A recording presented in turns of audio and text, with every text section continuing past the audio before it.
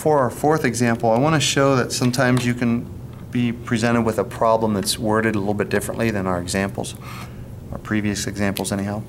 And so this one says, what percent of 325 is 19? If I use the is over of equal percent over 100 method, it says what percent. Immediately it tells me my variable is going to be where the percent is. So I'm going to call that E over 100.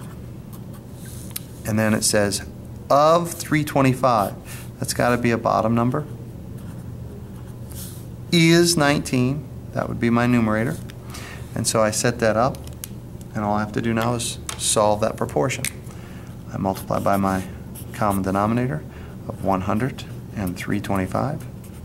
As I distribute to the first fraction, the 325s drop out, so this would be 19 times 100 equaling. On the second fraction, the 100s drop out, and so it would be 325e. I will divide both sides by 325.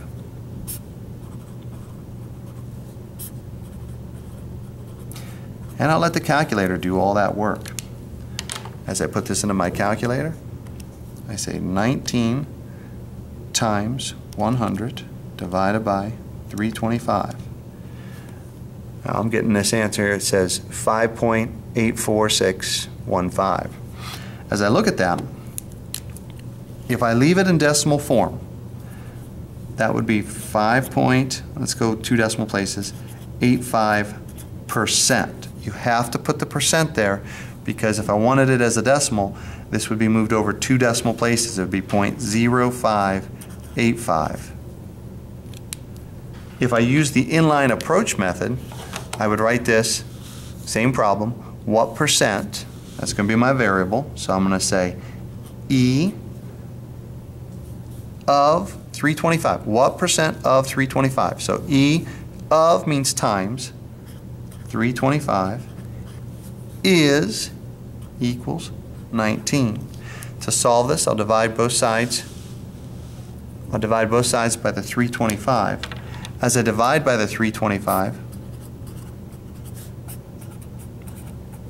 notice the answer for the inline approach. When I throw this into the calculator, I go 19 divided by 325. It's already going to give it to you in decimal form. And so I get that same answer that I had from the previous setup of 0.0585.